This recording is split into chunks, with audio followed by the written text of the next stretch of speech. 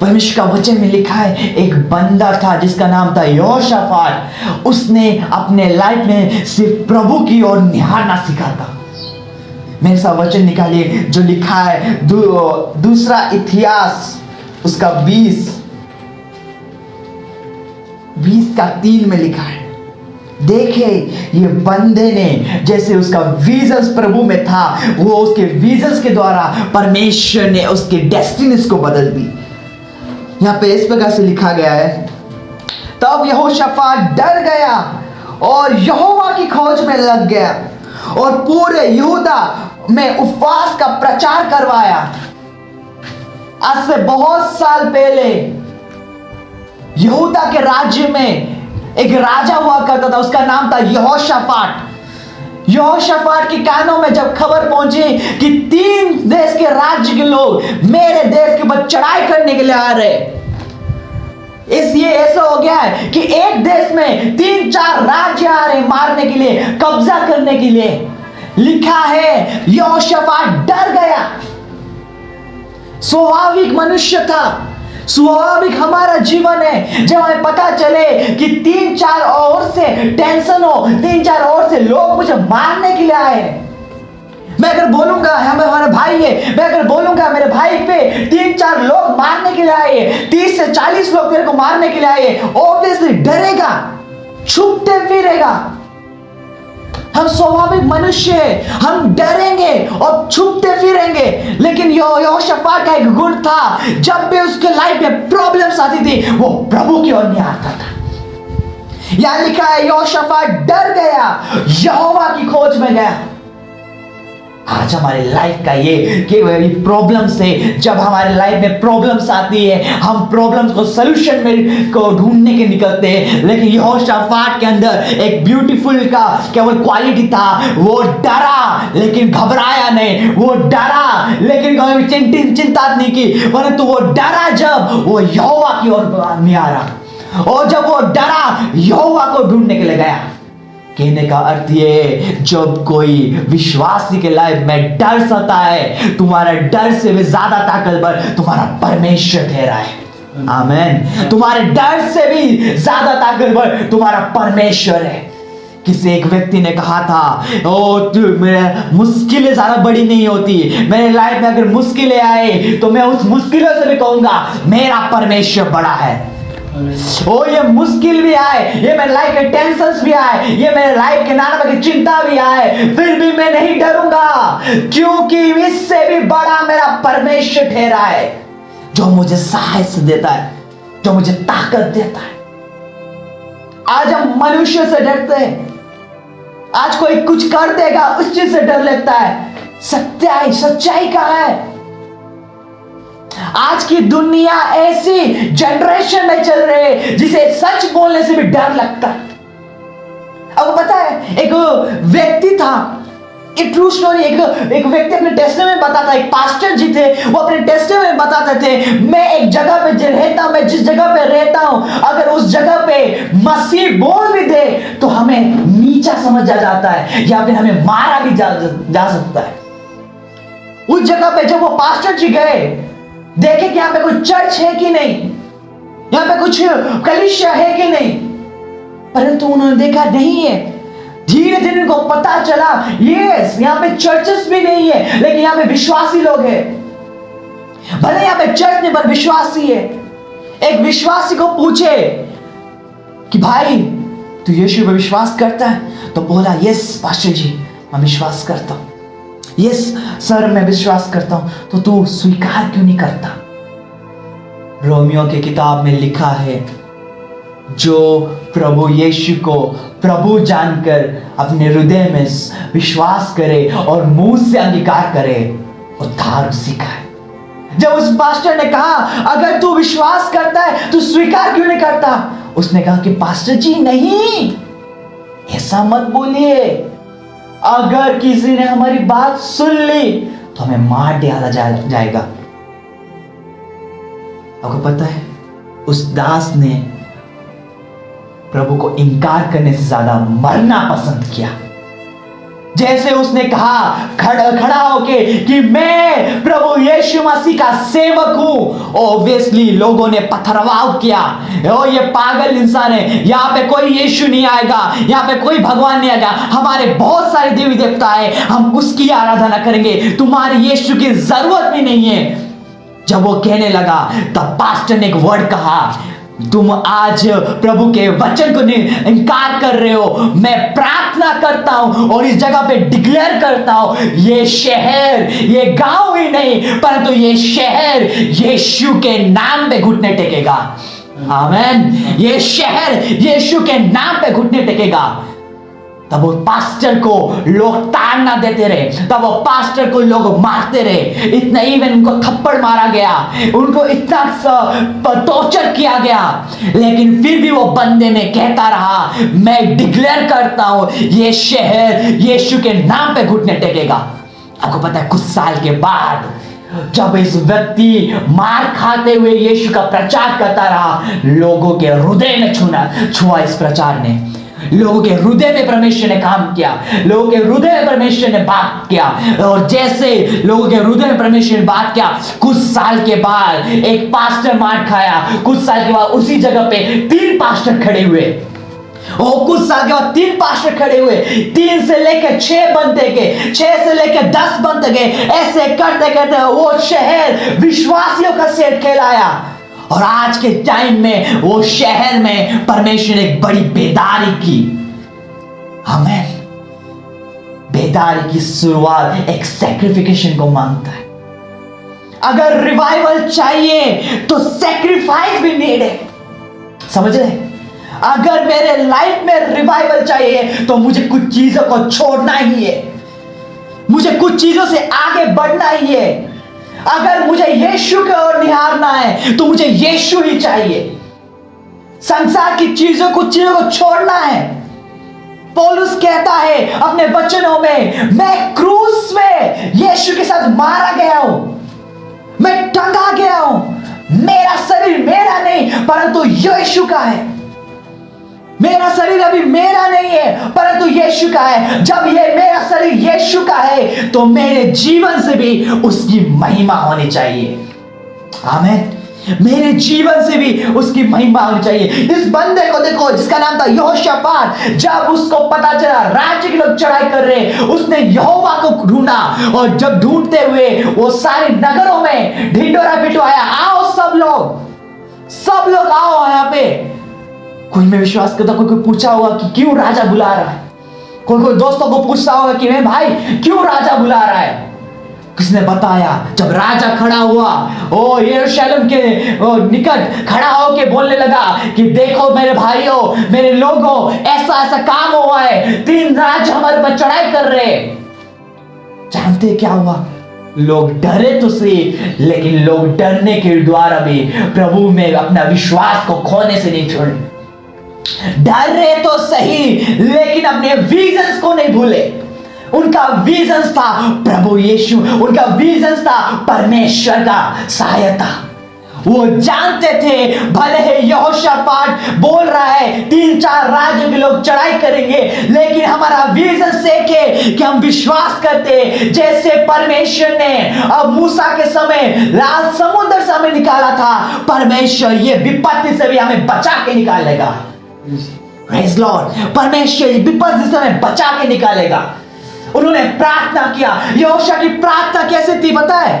उनकी प्रार्थना में परमेश्वर से पहले गुहारी नहीं की। यहोशा की प्रार्थना में पहले उसने प्रभु की महिमा की, उसको जताया। परमेश्वर को खुद कहता है, क्या तू वो परमेश्वर नहीं जो अब्राहम के समय था, मूसा के समय था, जिसने हमें गुलामी से आजाद कराया? क्या तू वो परमेश्वर नहीं? वो याद दिलाता है परमेश्वर को। आज हमारे लाइफ में जैसे प्रॉब्लम्स आती है, अगर हम प्रभु के निकट भी जाते हैं, एक पहला वर्ड यही बोलते हैं कि प्रभु तू मेरे प्रॉब्लम्स को दूर कर। लेकिन यहोशापात प्रार्थना किया, तू वही परमेश्वर है जिसने लाल समुद्र को 2 भाग किया, जिसने हमें गुलामी से आजाद कराया, जिसने यरीहो के दीवारें को ढा दी, और जिसने हमें इतना ताकतवर बनाया, और जिसने हमें यह राज्य दिया। वो प्रभु की महिमा ऐसा करता था। क्यों? क्योंकि यहोशापात के लाइफ में विजन्स था, उसने विजन्स की ओर निहारा। मैं कहना चाहता हूं मेरे भाई, अगर हम विजन्स की ओर निहारेंगे तो हमारे लाइफ के प्रॉब्लम्स भी हमें छोड़ के भागेंगे। रियली जब वो व्यक्ति ने प्रभु की ओर अपने विजन्स को निहारा, तब परमेश्वर कहता है तू ये लड़ाई को लड़ना ना पड़ेगा। आगे लिखा है कि एक बंदे के ऊपर परमेश्वर का आत्मा उंडेला गया और वो बंदा खड़ा होके कहता है ये लड़ाई जो तू देख रहा है ये तुझे लड़ना ना पड़ेगा, यहोवा आप ही तेरे लिए लड़ेगा। तू खड़े खड़े उद्धार को देखेगा, तू खड़े खड़े प्रभु की ओर से बचाव को देखेगा, तू खड़े खड़े परमेश्वर की ओर से एक सहायता को देखेगा। मैं कहना चाहता हूं अगर हम विश्वास में हैं और अगर हमारा विश्वासियों का जीवन है और विश्वास में बने होके भी प्रभु की ओर निहार रहे, मैं कहता हूं तुम्हारे लाइफ के प्रॉब्लम्स को तुम खड़े खड़े सॉल्यूशन को देखते रहोगे। तुम्हारे लाइफ का अगर प्रॉब्लम्स है तुम सॉल्यूशन को उसकी ओर आते हुए देखोगे, उसकी ओर से तुम सॉल्यूशन को देख पाओगे। हालेलुया, परमेश्वर का हम धन्यवाद करते हैं। मैं कहता हूं जब हम प्रभु में विश्वास में आए, परमेश्वर के उपस्थिति में जब हम आए, हमें विश्वास करना है कि वो है। इब्रानी की किताब में लिखा है जो कोई उसके करीब आता है उसको विश्वास करने के है कि वो है, वो अपने समय में अपने अपने प्रिय लोगों को या ढूंढने वालों को उत्तर जरूर देगा, वो उत्तर जरूर देगा। लोग क्या करते हैं? आज हम लोगों के पीछे जा रहे हैं, आज हम संसार के पीछे भाग रहे हैं। क्या देगा ये संसार? रियलिटी एक है, तुम जितना जिसके पीछे जाओगे वो उतना तुम्हें अपने पीछे भगाएगा। ट्रूथ, अगर मैं किसी बंदे के पीछे जा रहा हूं तो उसके कुछ आशा के लिए, कुछ पाने की उम्मीद से। अगर मैं मैं एक कंपनी में जॉब कर रहा हूं, अपने बॉस के पीछे भाग रहा हूं उम्मीद से कि मुझे हर मंथ सैलरी देगा। अगर मैं किसी और के पीछे भाग रहा तो उम्मीद से ये मेरे लिए कुछ करेगा। लेकिन कह रहे तो रियलिटी है, संसार के पीछे जितने लोगों ने भागा है संसार ने उनको कुछ भी नहीं दिया है, लेकिन जितने लोगों ने यीशु की ओर निहारा है, जितने लोगों ने यीशु के पीछे चले हैं उन्होंने अनंत जीवन को पाया है। और संसार के पीछे चलने वालों के लिए संसारिक रीति ठहरता है, लेकिन यीशु के पीछे चलने वालों के लिए अनंत जीवन उनके लिए ठहरता है। संसार के पीछे नहीं परंतु यीशु के पीछे निहारो। किसी एक ने कहा कि मुझे यीशु के पीछे जाने से मुझे क्या फायदा।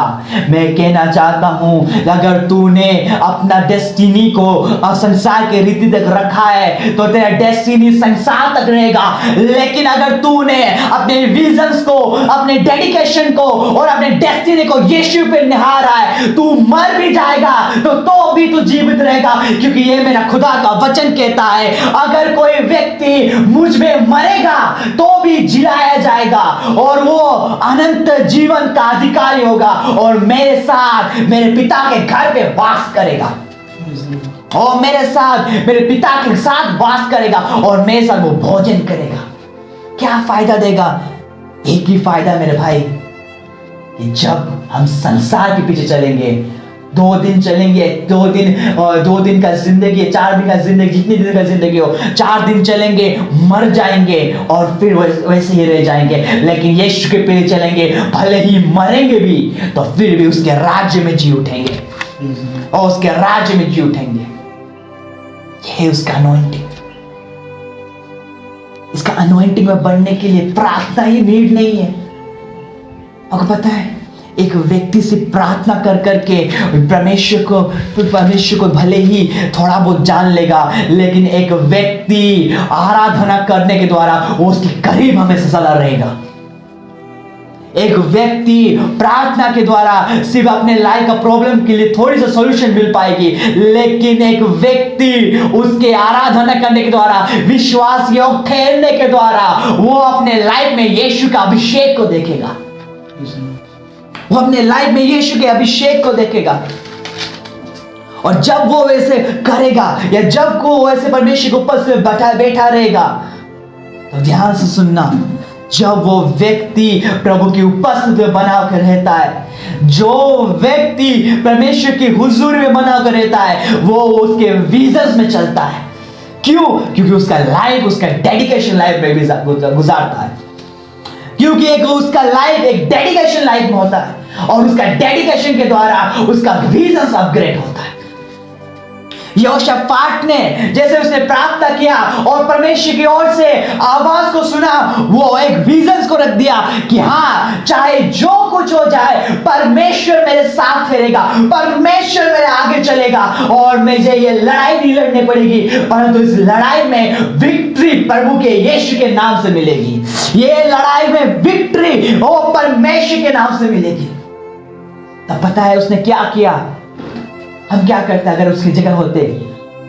तो तलवारें निकाल, तोप निकाल, गोलियों को भर, चल लड़ाई करने के लिए। लेकिन यहोशापात का आर्मी सबसे पावरफुल आर्मी था और उसके पास तलवारें नहीं थी, उसके पास कोई हथियार नहीं थे। उसने अपने हथियारबंद साथियों को पीछे रखा, आगे आराधना करने वालों को रखा और लिखा है जब वो आराधना कर रहे थे, कर करके युद्ध के मैदान में पहुंचे तो देखे वो जीते, वो लड़ने के लिए आए थे, लेकिन विक्ट्री यीशु के नाम से उनको मिल चुकी थी और विक्ट्री परमेश्वर ने पहले दे दिया था। अब पता है यहोशापात की आर्मी उसके पीछे हथियार बंद थे, आगे आराधना करने वाले वर्शिप पर चल रहे थे। वो एक ही गीत को गाते रहे, यहोवा भला है, यहोवा का धन्यवाद हो, यहोवा महान है, यहोवा का स्तुति करो।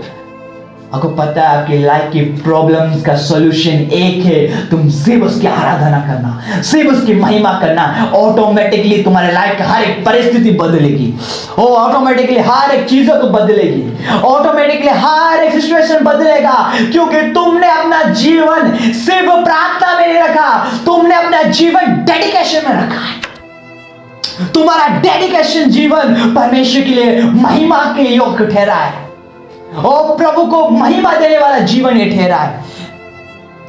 इसलिए परमेश्वर की उपस्थिति में जब हम बैठते, प्रभु के हुजूरी में जब हम बैठते, डेडिकेशन के साथ बैठे, डेडिकेशन के साथ बैठे कि परमेश्वर है और मेरे कामों को वो सफल भी करेगा। This is the point of the visions. Visions में चलने वाले और परिस्थितियों को नहीं देखते, विजन्स में चलने वाले प्रॉब्लम्स को नहीं देखते, विजन्स में चलने वाले अपने फाइनेंसेस को नहीं देखते, विजन्स में चलने वाले सिर्फ अपने डेडिकेशन को देखते। ध्यान से सुनना, जो कोई विजन्स में चलता है, जो कोई उसके ठहराए हुए स्थान में बना रहता है या जो कि उसके रास्ते पे चलता है, वो अपने अंदर के डेडिकेशन को देखता है कि हाँ, मैं ये कैसे करूंगा मुझे पता नहीं, लेकिन मैं प्रभु ने मुझे कहा है मैं ये जरूर करूंगा। वो डेडिकेट रहता है प्रभु के लिए। एक बिलीवर और एक फेथफुल बिलीवर में डिफरेंस बहुत है। एक विश्वासी और एक परमेश्वर के में भरा हो के व्यक्ति, या बोल सकते विश्वास योग्य दास। एक विश्वासी और विश्वास योग्य दास में बहुत डिफरेंस है। एक विश्वासी सिर्फ विश्वास करता है, लेकिन एक विश्वास योग्य दास ये विश्वास नहीं परंतु उस विश्वास को थामे रहता है। समझ पा रहे? एक विश्वासी सिर्फ विश्वास में बना रहता है, लेकिन एक विश्वास योग्य दास, एक विश्वास योग्य व्यक्ति उसके विश्वास को थामे रहता है और प्रतिदिन उस विश्वास के लिए प्रार्थना करते रहता है और प्रतिदिन उस विश्वास के लिए मनन करते रहता है, क्योंकि उसको पता है मेरा सिर्फ विश्वास काफी नहीं ठहरता, मुझे मेरे प्रभु के राज्य के लिए विश्वास योग्य भी बनना पड़ेगा। मेरा विश्वास मुझे प्रभु के सामने खड़ा नहीं करेगा, परंतु मेरा विश्वास योग्य नेचर उसके सामने मुझे खड़ा करेगा। अंत में अगर तुम डेडिकेशन में हो, प्रभु के लिए गंभीर हो, प्रभु के राज्य के लिए गंभीर हो, तो विश्वास से बने रहना।